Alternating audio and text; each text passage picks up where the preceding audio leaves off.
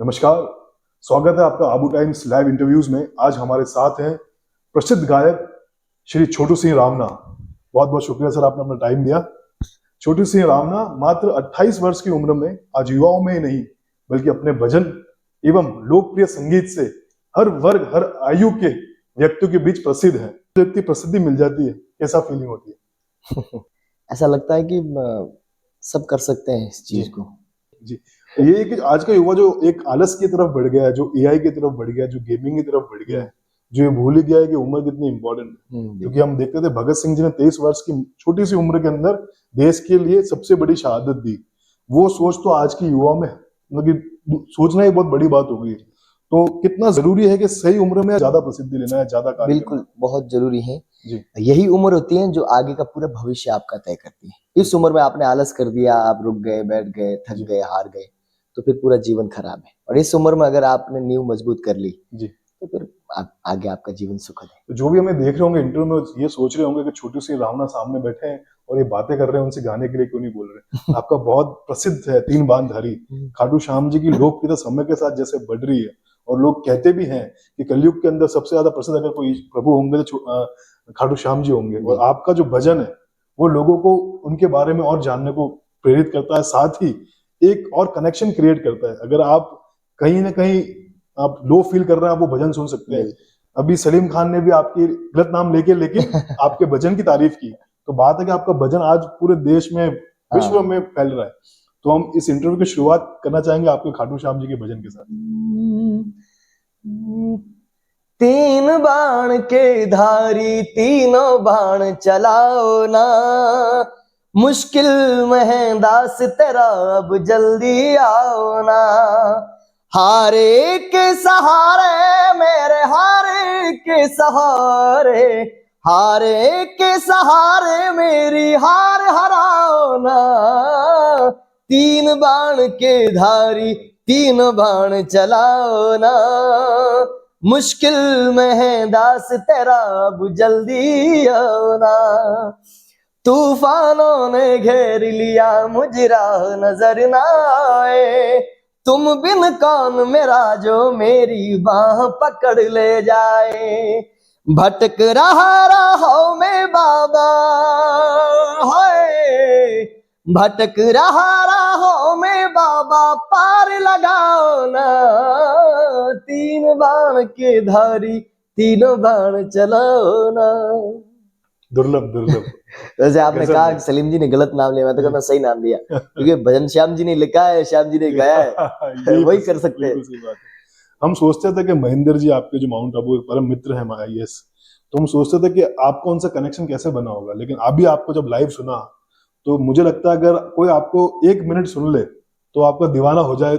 और उसके लिए बड़े सौभाग्य की बात होगी कि वो आपका मित्र बन पाया। बिल्कुल नहीं, मैं आज से लगभग 6 साल पहले माउंट आबू आया था। मुझे पहाड़ों में और जंगलों का बड़ा शौक है जी। तो भगवान मुझे अच्छे लोगों से ही मिलाता है जी। नेगेटिव पॉजिटिव का, हाँ अभी अच्छे नेगेटिव पॉजिटिव का पता चल जाता है भगवती की कृपा से जी।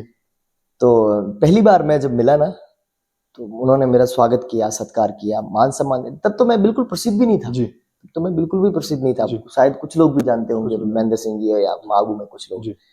तो उन्होंने खूब सत्कार दिया। सत्कार के साथ साथ उन्होंने खुद पैदल चल के पूरा माउंट आबू घुमाया मुझे जी। और फिर उस बंदे के दिल में मैंने, मेरे मित्र इसलिए कह रहा हूँ, उस बंदे के दिल में मैंने माउंट आबू के लिए वो देखा, वो चीज, वो प्रेम। वो चाहते हैं कि माउंट आबू एक तीर्थ के रूप में आ गया है जी। उस टाइम से, आज से नहीं। मैंने जो मेरे गाने में पधारो जी पधारो, आबू राज पधारो, वो आबू राज उनके मुख से सुना। मुझे तो यही पता था कि माउंट आबू नाम जो अंग्रेजों ने दिया है, मुझे आबू राज का पता नहीं था। ये उन्होंने ही मुझे ये चीज बताई कि भाई आबू राज है और अपन ऐसा चाहते हैं भविष्य में कि यहाँ लोग इस भावना से आए कि तीर्थ के रूप में आबू को अपन आगे रखें, ऐसी सोच थी। तो हमने पूरा 10 दिन पहाड़ों में घूम घूम के और खूब आनंद लेके गया। बिल्कुल। तो हम आपसे माउंट आबू के बारे में भी जानेंगे, आबू राज के बारे में बात करेंगे, लेकिन मैं जानना चाहूंगा आप क्रिकेट की तरफ ज्यादा आपका रुख था शुरुआत से, बिल्कुल, और एकदम आप गाने की तरफ आ गए। दोनों अपोजिट फील्ड है। हाँ। तो क्रिकेट से संगीत के आने की तरफ ये रुख कैसे हुआ? मैं वैसे गाता तो मैं बचपन से था, पर मुझे पता नहीं था भाई गाना क्या होता है, क्योंकि मैंने सोचा सिर्फ गाना ही होता है, गालियां उससे क्या पैसे मिलते हैं।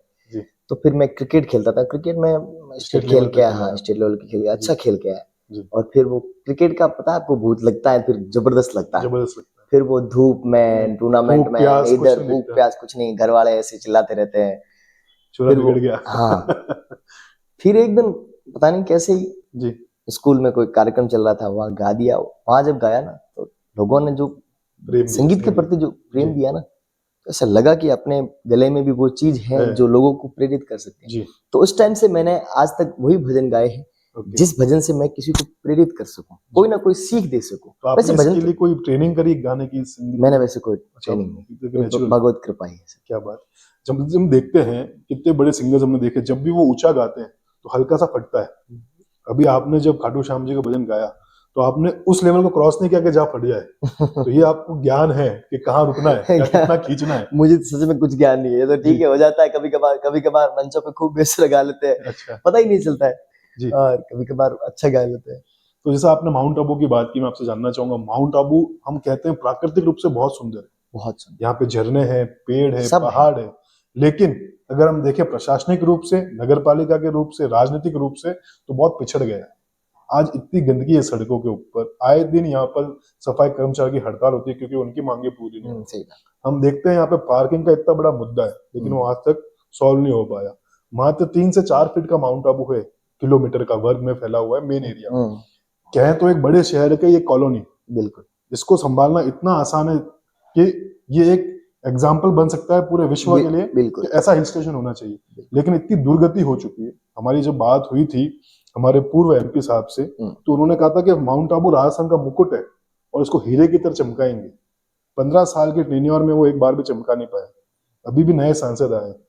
यहाँ की जनता कैसे आपको लगता है कि एक उम्मीद के सहारे जिएगी कि माउंट आबू का भला कब होगा, यहाँ की सफाई कब होगी, यहाँ का सौंदर्य जो है स्थानीय रूप से वो कैसे बढ़ेगा? वो मैं भी सोचता हूँ। यहाँ जब आते हैं ना जी, तो ये एक छोटा सा आपने कहा ना जैसे 4-5 किलोमीटर का, मैं तो कहता हूँ उससे बड़ा हो सकता है, पर एक छोटा सा भूभाग है जी, जो स्वर्ग की अनुभूति करवाता है। वो कब करवाता है? जब नगर पालिका से नीचे उतरते तब जी। आपने नगर पालिका की, हालांकि कहना नहीं चाहिए, जो सच्चाई है वो सब जानते हैं। यहाँ इतनी ऐसी दुर्गति हो रखी है कि मतलब यहाँ आपको अनुभव नहीं होगा, आभास भी नहीं होगा कि आप माउंट आबू जैसी स्वर्गीय धरती पर बैठे हो जहाँ ऐसा अनुभव कर सकते हैं। बिल्कुल। यहाँ से पहाड़ों में नीचे उतरोगे जो सौंदर्य है जी, वो आपने यहाँ एक तो नष्ट कर दिया। ऊपर से यहाँ बिल्कुल भी सफाई की आपने बोली, बिल्कुल सत्य बात है। और मुकुट की जो आपने बात करी ना, वास्तव में मुकुट है और इसका कुछ यूनिकनेस होनी चाहिए। जब माउंट आबू की नगर पालिका के अंदर भी कोई घुसे ना, तो ऐसा लगना चाहिए कि माउंट आबू हाँ राजस्थान की सबसे पहली नगर पालिका है, सबसे खूबसूरत जगह, सबसे बड़ी नगर पालिका है। आपके पास इतना पैसा है और इतना छोटा दायरा है, इतना क्लीन, इतना नीट। लोग ये मौका क्यों छोड़ रहे हैं मुझे समझ नहीं आता। इतना बड़ा मौका है, आज एक नगर पालिका कमिश्नर, एक एसडीएम, एक पार्षद, एक अध्यक्ष, एक सांसद, एक विधायक के लिए कि अगर इसको उद्धार कर दे तो पूरे विश्व में जाना जाए। विश्व में जाना जाए, मैं कह रहा हूं अगर आप इसको डेवलप करते हो, इसका उद्धार करते हो, यहाँ साफ सफाई, यहाँ व्यवस्था सबसे बेस्ट हो गई, तो प्रचार कहाँ होगा? पूरे विश्व में होगा, पूरे भारत में होगा। 30 लाख पर्यटक हर वर्ष आते हैं। तो फिर आप जब सबसे अधिक पर्यटन यहाँ पे आते हैं जी, उदयपुर में आते हैं और उदयपुर के बाद यहाँ भी आते हैं। बिल्कुल। तो यहाँ जब आएंगे तो यहाँ की व्यवस्था देखेंगे, इस व्यवस्था से पूरे राजस्थान की व्यवस्था तय करेंगे लोग। ये देखेंगे कि हाँ वास्तव में पूरे राजस्थान में ऐसा होता है। अब ऐसा स्वागत सत्कार नगर पालिका के, ऐसे जैसे नगर पालिका गेट में प्रवेश करते टोल करते हैं 100 रुपए, वहां अंदर घुसते ही ऐसे लगना चाहिए कि वास्तव में कोई जगह शानदार जगह पे है, एक चीज सफाई वगैरह ये होनी। तो छोटू सी जी रावना ने माउंट आबू के दोनों पक्ष देखे हैं। इन्होंने बिल्कुल निर्भीकता से, जब महेंद्र सिंह जी ने मॉनिटरिंग कमेटी के अगेंस्ट एक निकाला था धरना, उसमें ये बीच में मैदान में आए, अपने मंच को छोड़ उन्होंने माउंट आबू का मंच संभाला और माउंट आबू के हित की बात की थी। लेकिन मैं जानना चाहूंगा, आपने माउंट आबू को पहाड़ों में भी देखा है, माउंट आबू को जमीन पे भी देखा, दोनों पक्ष आपने माउंट आबू के देखे। एक पक्ष की हमने बात की, जो पहाड़ी माउंट आबू है, जो जंगलों में बसा है, जिसको हम ट्रैकिंग बोलते हैं, केविंग बोलते हैं, माउंटेनियरिंग बोलते हैं, वहां आपने गाने शूट किए हैं, आप गोल्डन हॉर्न गए, आप ऐसी विभिन्न जगहों पर गए। वो माउंट आबू की परिभाषा बताइए आप। उसकी परिभाषा तो मैं क्या वेद भी नहीं बता सकते, इतनी अद्भुत है। अब ये सोच लो हिमाचल का एक रूप है जी, सब है जो मैं वहां भी घुमा हूं, यहाँ भी घुमा हूं, जो आध्यात्म की अनुभूति जी, जो आध्यात्म की शक्ति, जो भगवान से कनेक्ट होने की शक्ति माउंट आबू के आबूराज के पर्वत देते हैं, ऐसा विश्व में कहीं नहीं है। आप ये समझ लो कैलाश पर्वत का दूसरा रूप है। यहाँ वो सब कुछ है जी, यहाँ वो सब कुछ है, झरने, नदियां, इतना सौंदर्य। आप जब गुरु शिखर से नीचे उतरते हैं तो मैं तो भूल जाता हूँ, घर भी है, परिवार भी है, हवा भी है, इतने तक मैं भूल जाता हूँ। अभी मैं रह के आया जी। तो ऐसा गजब का उत्तरज में अनुभव। रहे आप काफी अभी समय, मैं शेरगांव शेरगांव में से रहे। आगे जी, झपकेश्वर महादेव मेरा, जी, ऐसा गजब का अनुभव हुआ। इतनी सुंदर धरती जहाँ जी। इतने पर्यटन आने चाहिए। जो लोग वहाँ 1000 किलोमीटर दूर जाते हैं उनको यहाँ दिखाना यहाँ चाहिए आप लोगों को बिल्कुल, कि देखो ये है क्या माउंट आबू। झरने, क्या जी, नदियां, क्या सुंदर सुंदर स्थान बने हुए, बिल्कुल, साधु संत तपस्वी बैठे हैं। तो एक अद्भुत धरती है। बिल्कुल। जैसे माउंट आबू की बात हो रही तो इसको आपके अंत का जो गाना है आबू राज पधारो, उसके ऊपर जाने से पहले मैं जानना चाहूंगा, क्योंकि आबू राज माउंट आबू के नाम को बदलने के लेके काफी चर्चाएं अभी चालू है, कई विज्ञापन दिए जा रहे हैं, कई ज्ञापन दिए जा रहे हैं, बताया जा रहा है कि चेंज हो। आप कह रहे हैं कि आबू राज होना चाहिए। माउंट आबू की एक तबका आबू राज का तरफ प्रभावित है। कई लोग ये कहते हैं कि माउंट आबू ही नाम ठीक है, इसलिए नहीं क्योंकि अंग्रेजों द्वारा दिया गया है, बल्कि इसलिए भी क्योंकि एक ये माउंट एक पहाड़ है और आबू अरबुदा का पहाड़ है, तो वो भी एक तरीके से ठीक है। तो वही हम लोग कहीं बुक्स वगैरह में देखते हैं कि अर्बुदांचल नाम से ये काफी प्रसिद्ध था, क्योंकि माँ अरबुदा का स्थान, बिल्कुल ठीक है। और किसी माता के, जैसे अंबाजी प्रसिद्ध आज माँ अम्बा के नाम से, तो वैसे ही मुंबा देवी मुंबई, तो माउंट आबू अर्बुदांचल के नाम से क्यों नहीं? अगर आपके पास ये आपको बताए कि अर्बुदांचल भी एक नाम हो सकता है, तो उस बारे में आप क्या कहना चाहेंगे? जब जो जो नाम भगवती से जुड़ा है, उस नाम को तो कोई नकार ही नहीं सकता है। जी, आबू राज नाम, एक तो आबू आ गया उसमें, जी, और फिर राजा आ गया। जी, भाई जब मुकुट की बात करिए जी, तो हम उस नाम को इसलिए गा रहे हैं। जी, अर्बुदांचल तो भगवती का नाम है, जी, और वेदों में, पुराणों में भी जी, काफी बिल्कुल। जगह में इसका अर्बुदांचल ही अर्बुदांचल में लिखा हुआ है। जिक्र सुनते हैं हम। जी, तो आबू राज को हम इसलिए कहते हैं कि राजा हो गया ये, बस जी। आबू राजा हो गया। तो जब अगर मुकुट की बात करिए जी, तो फिर ये राजा है हमारा। तो छोटू सिंह रावना को अगर दो ऑप्शन दिए गए, ए और बी, तो क्या चूज करेंगे? ए आबू राज या बी अर्बुदांचल? इनमें से मैं कोई चूज नहीं कर सकता, मैं दोनों को सिलेक्ट करूंगा। ठीक है, हमको लगा था वो ऐसे ही बाईपास करेंगे क्वेश्चन और ऐसे ही हुआ। तो माउंट आबू का गाना जो आपने गाया है वो जरूर सुनाइए हमें। परमारो राज अब ऊंचो घणो, परमारो राज अब ऊंचो घणो, आमान मानी लो कोड कोडी लो जाने है जग सारो। ये जो मैंने अभी बीच में मान मानी लो कोड कोडी लो, मैं पहली बार आया था ना, तो मैं अकेला नीचे उतर गया था। तो हमारे विक्रम सिंह जो होटल इलॉक से जुड़े हुए हैं। हाँ, जी, तो विक्रम सिंह जी बोराना, तो वो मुझे मिले। अच्छा, तो इनके जब उत्तरज में घर है, तो वो घर तो बिल्कुल वहां तो कच्चे घर और कच्चे छोटे घर, घर, ना वो तो लाइट एक ना पानी। ना लाइट ना पानी। तो उनके घर पे जो था ना, उसमें उन्होंने मुझे बेस्ट दिया। जी, जैसा भोजन था उसमें उन्होंने अच्छा करने की कोशिश की। तो उस छोटे से अभाव के अंदर जब आदमी इतना सत्कार करता ना, तो वो लगा। मान मानी लो कोड कोडी लो जाने है जग सारो, पधारो जी पधारो आबू राज पधारो, गुरु शिखर री ऊंची चोटी दत्त भगवान रो धूणो, एक बार दर्शन करवासु कटे 84 रो जूणो, एक बार दर्शन करवासु कटे 84 रो जूणो, कल कल झरने कल कल नदियां आ जाने हैं जग सारो, पधारो जी पधारो आबू राज पधारो। बहुत सुंदर। छोटू सिंह जी, आप केवल गायक ही नहीं बल्कि देखा जाता है कि आप काफी सक्रिय हैं राजनीति के अंदर भी। जैसे आपने सीपी जोशी जी के साथ भी हाल ही में इंटरव्यू किया। आप मोदी जी के लिए बेखौफ होके बोलते हैं, खासकर प्रचार होता है जब चुनावों का, उस समय। तो क्या कहना चाहेंगे आप भाजपा के बारे में? कितनी अलग है कांग्रेस से, या कितनी अच्छी पार्टी है भाजपा की? पार्टियों को तो मैं तुलना नहीं करूंगा जी, मैं इतना जरूर कहूंगा कि वर्तमान में इससे बेस्ट कुछ भी नहीं है। जी, और जो राष्ट्र हित में और जो धर्म हित में करेगा, जी, उसके तो पक्ष में खड़े हैं। और भाजपा के अलावा कोई कर नहीं रहा है पूरे भारत में, आपको पता ही है। जी, तो फिर जब अच्छे लोग जिस पार्टी में हो, जी, और जो पार्टी अच्छे लोगों के लिए बनी और राष्ट्र के लिए निर्माण के लिए जो बनी है, उसके साथ खड़ा होने में कोई झिझक नहीं, कोई डर नहीं। मोदी धर्म जी के के साथ लिए आपका क्या है? बिल्कुल मोदी क्या जी के कहना लिए तो, चाहेंगे मोदी जी? मोदी जी के लिए वो तो उनके लिए पूरा समर्पण है। जी, उनके लिए कुछ कहने की आवश्यकता नहीं, पूरा विश्व जानता है। मैं कहूँ तो कोई विशेष नहीं लगेगा कि मैंने उनके लिए कुछ विशेष कहा। उनको पूरा विश्व जानता है और विश्व के लिए वो पूरी प्रेरणा है। मैं मेरी ओर से ये कहूंगा कि मेरा पूरा उनके प्रति समर्पण भाव है। जी, वो जिस प्रकार से निस्वार्थ भाव से राष्ट्र के लिए आगे बढ़ रहे हैं और राष्ट्र को साथ साथ आगे बढ़ा रहे हैं, तो वो पूजनीय है मेरी नजर में। तो राहुल गांधी के बारे में आपका क्या ख्याल है? मैं देखता हूँ उनकी बहुत कॉमेडी खूब देखता हूँ। कॉमेडी बाकी उनके बारे में मैं क्या कहूँ, मैं तो उन ज्यादा मैंने कॉमेडी के अलावा कुछ देखा नहीं है। जी ठीक। तो हमारे साथ छोटू सिंह रामना, हमने काफी बातें की, उनसे कुछ और बातें भी करेंगे, हालांकि समय की सीमा भी है। लेकिन मैं जानना चाहूंगा आने वाला गाना, हालांकि ऑब्वियस सी बात है आप उसको अपने प्रॉपर तरीके से रिलीज करेंगे और हम चाहेंगे भी नहीं आप इतनी जल्दी रिवील करें, बट कोई एक ऐसा आने वाला गाना या फिर उसके कुछ शब्द या फिर कोई पुराना गाना जो आपके खुद के बहुत फेवरेट हो, क्योंकि आपने शुरुआत की थी आनंद पाल जी और रानी पद्मावत के गाने से, वहां 2016 में आपकी शुरुआत हुई, तो उस समय से इस समय अभी लगभग 10 साल पूरे होने वाले, दशक पूरे हो रहा है 2 साल के अंदर। हाँ। तो ऐसा कोई गीत जो आप हमेशा खुद गुनगुनाते हैं या जो आपके बहुत करीब हो? मैं हमेशा गुनगुनाता हूँ। मैं पद्मावती जी का जो मैंने गाया था वो जी। मैंने गाया था, पर वो लिखा भगवती ने खुद ही लिखा है जी। तो वो मुझे बहुत अच्छा लगता जी, है। बिल्कुल। आज भी जब सुनता हूँ, क्या बात। सुनो कहानी जौहर कुंड की, आज तुम्हें बतलाता हूँ, तिल तिल करके जली रानियां वो अंगार सुनाता हूँ। धधक उठी ज्वाला धरती पर, गूंज उठा अंबर सारा, एक चीखना निकली कुंड से, निकला स्वाभिमान का नारा, पद्मनी स्वाभिमान अमर तुम्हारा।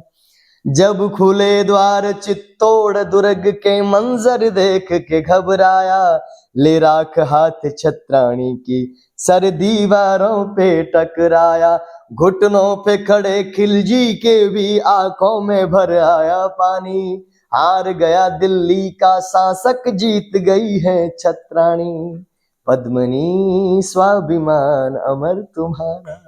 गजब गजब। मैं जो दर्शक है हमारे उनसे कहना चाहूंगा कि आप लोग भी कई गायक को सुनते हैं, हमें भी मौका मिलता है इंटरव्यू के दौरान, मीडिया के दौरान, लेकिन आपके साथ बैठने में आपको सुनते हुए भी जो गूज बम्स मिलते हैं, जो रोंगटे खड़े होते हैं, उस आवाज में जो चट्टानी ताकत है और जो गूंज है, जो खनक है, यानी मैं कह सकता हूँ कि राजपूती की अगर कहते हैं ना एम्बेसडर, तो अगर राजपूती गायक का कोई एम्बेसडर है तो वो आप हो सकते हैं। लाइक हम चाहेंगे, क्योंकि आपकी आवाज में वो प्योरिटी है और जो नेचुरल है, जो खुद अपना आप बनता है, जिसको बनावटी कुछ नहीं होता, तो उसकी जो सुंदरता खिल के सामने आती है वो आपके गानों में आती है। बहुत अच्छा लग रहा है, हमें मौका मिला आपसे बात करने के लिए। लक्ष्यराज जी से आप मिले थे, उदयपुर मेवाड़ के प्रिंस है वो, और काफी अच्छी शख्सियत है। हमें भी उनसे 1 घंटा इंटरव्यू करने का मौका मिला था, हमने फादर्स डे पे उन पे इंटरव्यू किया था। काफी अच्छे व्यक्ति हैं, और जब आपने उनको गाने से जिस तरीके से लक्ष्यराज का लक्ष्य अटल है, मतलब वो गाना लोग केवल लक्ष्यराज जी अपने खुद पे भी यूज कर लेते हैं और कई जगह बहुत लोकप्रिय हुआ, पूरे भारत में किया है, पूरे भारत में, और लक्ष्यराज जी भी ने आपको पूरा उसका अभिनंदन किया। किस तरीके का पूरा वो अनुभव था? खूब, बहुत अच्छा। वो तो पहली बार महाराज साहब का मेरे पास ऐसे ही मैसेज आया उनका, हालांकि मैं उनको फॉलो करता था तो मैं उनको प्रणाम रोज भेजता था जी। तो एक दिन उनका मैसेज आया, आप बहुत अच्छा गाते हो। तो उन्होंने पहले ये आबूराजी गाना सुना था, अच्छा। महाराणा प्रताप अठे जी, खुदरो वनवास कटायो, वो उन्होंने रील लगाई और फिर मुझे उन्होंने जब वहां अपने पैलेस पे बुलाया, खूब मान सम्मान सत्कार दिया। तो फिर मेरे मन में ऐसी जिज्ञासा जगी, मैंने कहा इस बंदे के लिए गाना होना चाहिए ये। तो फिर जब मैंने उनके लिए गाया जी, तो मुझे बहुत अच्छा लगा कि मैंने किसी अच्छे इंसान के लिए, एक राजा के रूप में अपन भले ही मत देखो आप एक अच्छे व्यक्तित्व के रूप में देखो ना, तो भी वो बहुत सटीक आदमी है जी। वो उनके मन में एक आज भी मेवाड़ और राजस्थान के प्रति वो प्रेम है ना जी, वो आज भी है, और उतना ही सत्कार, लोगों का सम्मान वो करते हैं महाराज कौन सा। तो फिर जब गाया तो उनके पास पहुंचा, उनको बहुत अच्छा लगा, और फिर वो धीरे धीरे पूरे भारत में फैल गया जी। और हर बड़े से बड़े नेता, बड़ी से बड़ी सेलिब्रिटी, सबने उस गाने को यूज किया, लक्ष्यराज का लक्ष्य अटल है। बहुत ही सुंदर गाना था, बहुत अच्छा लगा। कुछ पंक्तियां उसकी भी हो जाती, अब गायक है। लक्ष्यराज का लक्ष्य अटल है, जैसे पर्वत हिमाचल है, आज कोई तूफानों से टकराएगा, आज कोई तूफानों से टकराएगा। बहुत सुंदर, लक्ष्यराज जी के भी रोंगटे खड़े हो गए। आप गौरक्षा की काफी बात करते हैं, और गौरक्षा एक बहुत बड़ा मुद्दा है भारत के अंदर। जब हम न्यूज चलाते हैं कि बीच सड़क पर गौ माता विचरण कर रही है, अब वो जाने अनजाने जैसे भी हो रहा है, लेकिन वो सड़क के बीचों बीच हो रहा है। कई लोग न्यूज मीडिया वालों पे भी कंट्रोवर्सी करते हैं कि आप क्यों उनको हटवाना चाह रहे हो? अगर नहीं हटी तो उन पर लग जाएगी। ट्रक निकलता है, कितने हादसे होते हैं। तो कई बार बैल भी सड़कों पे ऐसे घूमते हैं जिससे कि सींग मारने से भी होते हैं। तो इसका सॉल्यूशन देखा है तो बहुत सिंपल है। आज इतनी गौशालाएं हैं, नंदी को वहां आप भेज सकते हैं, वहां पे उनका ध्यान रखा जाएगा। तो कई लोग ये भी कहते हैं कि नंदी का तो वहां पे कोई ध्यान नहीं रखा जाता। तो इसका आपकी नजर में क्या सोल्यूशन है? क्योंकि आप भी गाड़ी में काफी घूमते हैं, आप अभी अहमदाबाद जाने वाले हैं। मैं कुछ ही दिन पहले अहमदाबाद से आया हूँ। सुबह सुबह के समय करीब 8 बजे के आसपास कंटिन्यूस मेहसाना के बाद मेरे को कम से कम 1 किलोमीटर तक गौवंश दिखा। मेरे पास वीडियोज है उसकी, और बीचों बीच सड़क में हाईवे पर। तो इस पे तो कोई ना कोई कार्य होना बहुत जरूरी है। एक्सीडेंट बिल्कुल दोनों को बिल्कुल होना चाहिए। इस पे ध्यान नहीं देते हैं। ये चीज क्या है कि मोबाइल तक, वीडियो तक, सोशल मीडिया तक वही सीमित रहती है जी। यहाँ मान लो मैं भी हूँ, तो मैं यहाँ इंटरव्यू में अभी बहुत सारा ज्ञान दे दूंगा गाय के प्रति, और जब रोड पे जाऊंगा तो उसी को मैं आवारा फिरते देख के नजरअंदाज करके चला जाता हूँ। तो मुझे इस बात का बहुत दुख होता है। हम कर क्यों नहीं पा रहे, मुझे समझ में नहीं आ रहा। लोगों में आस्था, एक वो मसानिया बैराग होता है ना, वो बस जिस समय याद आई उस समय याद आई, बाकी इतना ध्यान नहीं। बाकी गायों के लिए बहुत जरूरी है। अगर गौ माता है जी तो धर्म है और धरती है। मेरी मान्यता ऐसी है, और वेद पुराण तो कहते ही आ रहे हैं करोड़ों वर्षों से। मैं चाहता हूं कि गौशाला जितनी भी है उनकी संख्या बढ़नी चाहिए, और उसके अलावा उनका जो ढीलापन है जी वो थोड़ा टाइट होना चाहिए जी। सेवा होनी चाहिए। जब तक आदमी के हृदय में उसके प्रति श्रद्धा नहीं आएगी, पहले तो श्रद्धा जगानी पड़ेगी जी। वो श्रद्धा नहीं आएगी तब तक आप उसको पूजोगे नहीं और उसको मान्यता दोगे नहीं। आप तो कह रहे हो गाय आपने देखी है, हम तो इतना भ्रमण करते हैं, इतनी गायों को, आपको सेवा करते हुए देखा हमने जी। सेवा तो करते हैं हम, इतनी जब एक्सीडेंट गायों को देखते हैं, मरी हुई देखते हैं, तो इतना दुख होता है, इतनी तकलीफ होती है। ऐसी कभी नहीं हुई ऐसी किसी रोड पे 100 किलोमीटर गए गाय को नहीं देखा, इतनी तकलीफ होती है जी। कई बार टूटी फूटी गाय देखते हैं तो हम भी गाड़ी रोकते हैं, प्रोग्राम में लेट होता है तो भी हम उसको व्यवस्थित करने की कोशिश करने की कई बार करते हैं। बहुत दुख होता है। मैं तो यही विशेष करके युवाओं को कहना चाहता हूँ, आप सब मिलकर ये सब कर सकते हैं हर गांव में। जिस प्रकार अभी मैं सोशल मीडिया पर देखता हूँ कई युवा हैं जो गौशाला गांव में करते अच्छा कर रहे हैं। मैं सबको कहूंगा कि अपने गाँव में जितने गाय नंदी जो आवारा घूमते हैं उनको पहले अपनी गौशाला में लेके आओ, उनको ठीक करो। जब वो व्यवस्थित हो जाए तो लोगों से कांटेक्ट करो, जिनको गाय चाहिए उनके घर में गाय रखाओ और उनको कांटेक्ट करते रहो। अगर उसके पास नहीं है तो उसकी व्यवस्था करवाते रहो जी। तो हर का उसका संरक्षण होना चाहिए। ये सब आपने आध्यात्म की बात की तो मुझे प्रेमानंद जी याद आ गए। आप भी उनकी रील्स देखते होंगे? हाँ, उनके सब देखते हैं जी। क्या विचार आता है उनको सुन के? किस तरह? बहुत अच्छा विचार आता है संतों को तो सुन के, तो विचार तो अच्छा आता है। वो उनके जब ज्ञान भरे प्रवचन सुनते हैं तो और 2-4 कदम आगे बढ़ जाते हैं आध्यात्म करो। मैं तो क्या, ऐसे ऐसे भटके हुए युवा उनको सुनकर बढ़ते हैं जी। एक कोई अच्छा सा गाना आपका, हालांकि सारे गाने एक से बढ़कर एक, आपने आबू राज सुना दिया, तीन बांधारी सुना दिया, लक्ष्यराज जी का सुना दिया, आपका पर्सनल फेवरेट रानी पद्मावती पर सुना दिया। कुछ आने वाला गाने की कुछ पंक्तियां, या फिर कोई एक ऐसा गाना 1 मिनट के लिए हम आपकी रूहानी आवाज में सुनना चाहें? चलो, मैं आपको संतों की धरती पे बैठा हूं तो मैं हेली सुनाऊंगा। क्या बात। संगत करो निर्मल संतरी रहेली, आवागमन मिट जाय रे, जन्म मरण छुट जाए।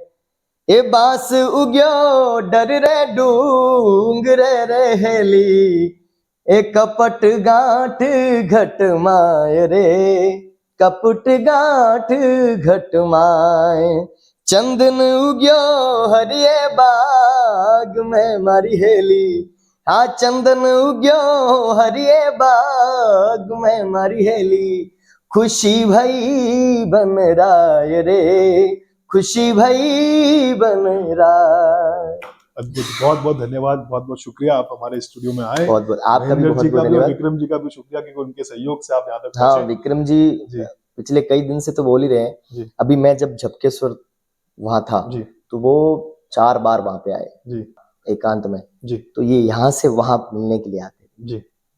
यहाँ 20 किलोमीटर का पैदल सफर करके, प्रेम की निशानी, एक सच्चे बाकी बात तो कौन है स्वयं भगवान भी वहां पे हो ना, तो भी एक बार सोचे भाई इतना दूर तो 12 किलोमीटर की कठिन पहाड़ी रास्ते से होते हुए जाना, इतनी बारिश, इतनी नदियां पार करना, जंगल, बीमार, बहुत। तो प्रेम की भरी भाषा एक ये भी है, जिस तरह छोटू सिंह जी रामना को प्रेम मिल रहा है आबू की तरफ से, और उन्होंने भी आबू को अपना प्रेम लौटाया। यहाँ एक इतना सुंदर गाना गा के, और लोगों के बीच आबू की प्रख्यात बढ़ाई है आपने अपने गानों से। हम आशा करते हैं, थोड़े से लालची हैं इस चीज के लिए कि आने वाले समय में एक दो गाने और नहीं बिल्कुल माउंट आबू के प्रति आए। और जिस तरीके से आप माउंट आबू के लिए खड़े, आपने जब हमने देखा था उपखंड कार्यालय के सामने आपने खड़े होकर बिंदास माउंट आबू के हित की बात की थी, तो ये दर्शाता है कितना प्रेम है आपका, कितनी पीड़ा है आपको। बिल्कुल मेरा जी मुझे एक तो ये धरती मुझे बहुत अच्छी लगती है जी और यहाँ के लोग मुझे बहुत अच्छे लगते हैं। जी मुझे ये यहाँ कब वास मिलेगा पता नहीं है, पर यहाँ ये आबू मेरे अंदर वास करता है। बिल्कुल। तो उसके प्रति मेरा अच्छा मैं लगता है हमेशा मुझे। इनको बोलता हूँ, मेरे लायक कोई भी यहाँ पे काम हो, जी कोई भी कुछ भी हो, तो जी। मैं हमेशा हाजिर खड़ा मिलूंगा। बहुत अच्छी बात हमने को जानने को मिली और आशा करते हैं आने वाले समय में आपका और समय हमें मिलेगा, कुछ और वीडियो, कुछ और रील्स हम छोटू सिंह जी रावना के साथ आपके सामने लाते रहेंगे। आपका बहुत धन्यवाद। धन्यवाद थैंक यू आपका। So much viewers for watching this. तो Sanjay on Abu times. Thank you so much. Stay connected, keep watching, stay sharing. Thank you.